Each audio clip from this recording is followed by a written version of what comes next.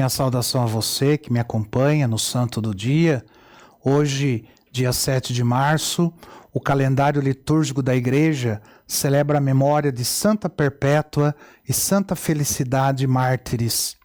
Essas duas santas, elas morreram martirizadas em Cartago, na África, no dia 7 de março do ano de 203. Perpétua era uma jovem mãe de 22 anos, que tinha um bebê de poucos meses. Ela pertencia a uma família rica e muito estimada por toda a população. Enquanto estava na prisão, a pedido de seus companheiros mártires, foi escrevendo um diário de tudo aquilo que ia acontecendo. Felicidade era uma escrava de Perpétua.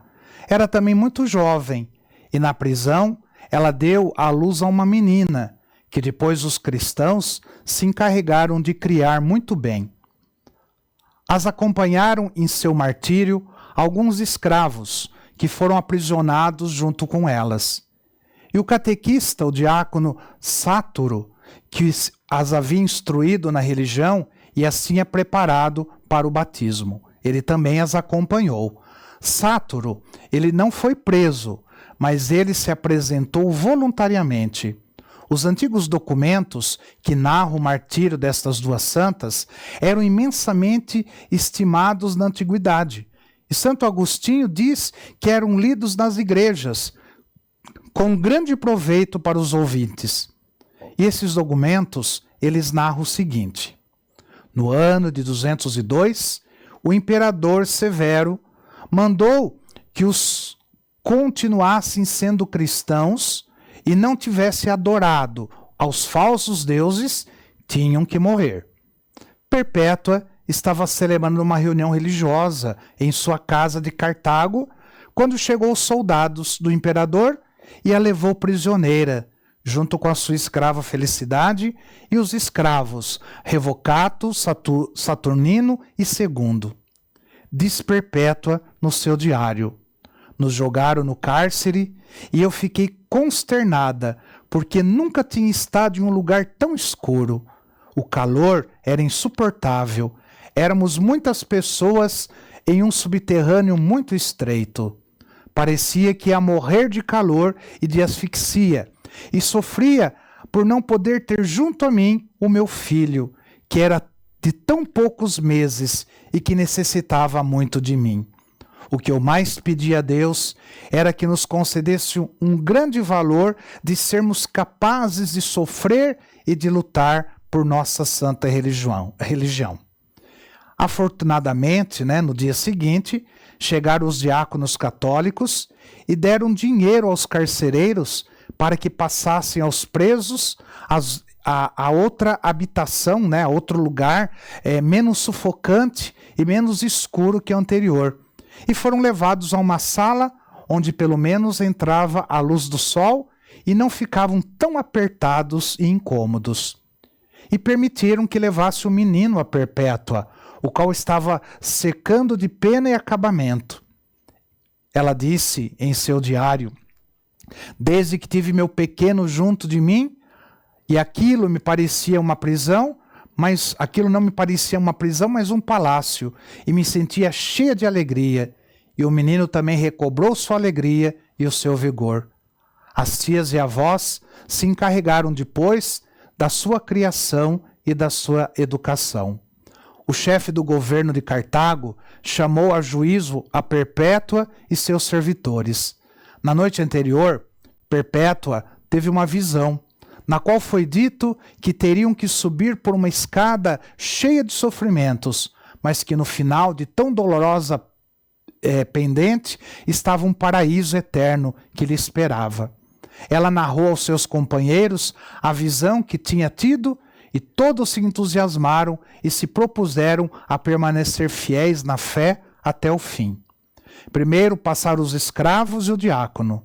Todos proclamaram diante das autoridades que eles eram cristãos e que preferiam morrer antes que adorar a falsos deuses.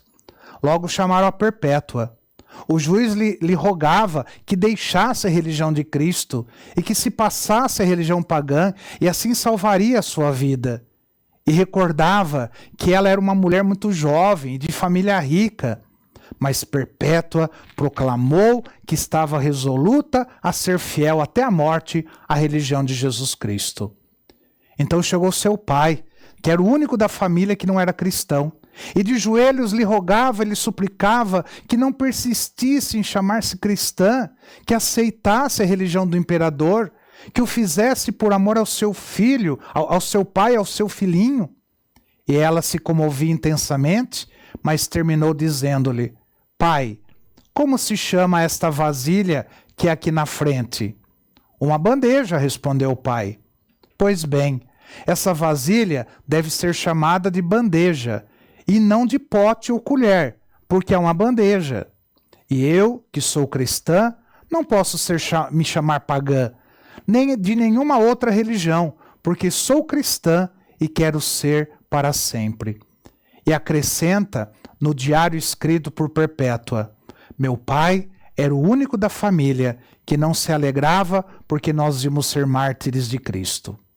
O juiz, então, decretou que os 3 jovens seriam levados ao circo e ali, diante da multidão, seriam destroçados pelas feras no dia da festa do imperador, e que as 2 mulheres seriam jogadas e amarradas diante de uma vaca furiosa para que as massacrasse. Mas havia um inconveniente: Felicidade ia ser mãe, e a lei proibia matar uma mulher que ia dar à luz. E ela sim desejava ser martirizada por amor a Cristo. Então os cristãos oraram com fé e Felicidade deu à luz a uma linda menina, a qual foi confiada a cristãs fervorosas, e assim ela pôde sofrer o martírio. Um carcereiro debochava dizendo: agora se queixa pelas dores do parto, e quando chegarem as dores do martírio, o que fará? Ela respondeu-lhe: agora sou fraca, porque sofro a minha pobre natureza, mas quando chegar do martírio, a graça de Deus me acompanhará e me encherá de força. Os escravos foram jogados às feras, que os destroçaram, e eles derramaram, assim, valentemente seu sangue por nossa religião. O diácono Sátoro, ele tinha conseguido converter ao cristianismo a um dos carcereiros chamado Prudente, e disse-lhe: para que vejas que Cristo sim é Deus, te anuncio que serei jogado a um urso feroz, e essa fera não me causará dano algum. E assim sucedeu. O amarraram e o aproximaram da jaula de um urso muito agressivo. O feroz animal não quis fazer-lhe nenhum dano, e ao contrário, deu uma tremenda mordida no domador, que tratava de fazer com que se levantasse contra o santo diácono. Então, soltaram um leopardo, e este, com uma dentada, destroçou Sátoro. Quando o diácono estava moribundo, untou com seu sangue um anel e o colocou no dedo de Prudente, e este aceitou definitivamente tornar-se cristão.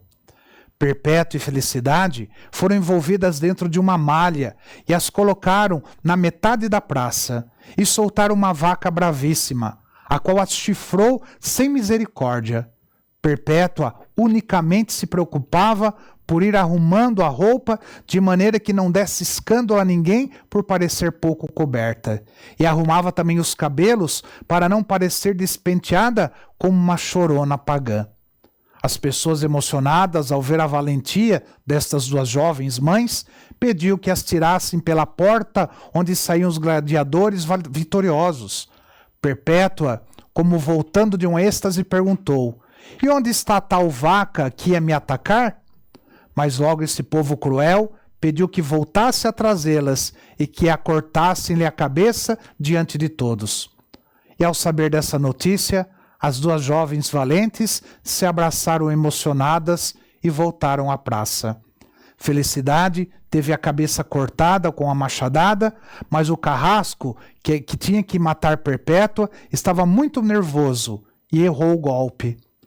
Perpétua, então, deu um grito de dor, mas estendeu bem a cabeça sobre o cepo e indicou ao carrasco com a mão o lugar preciso de seu pescoço onde devia dar a machadada. Assim, esta mulher valorosa até o último momento demonstrou que se morria mártir era por sua própria vontade e não com toda a generosidade. Essas duas mulheres, uma rica e instruída e a outra humilde e simples serva, jovens esposas e mães, que na flor da vida preferiram renunciar às alegrias de um lar com tal de permanecer fiéis à religião de Jesus Cristo.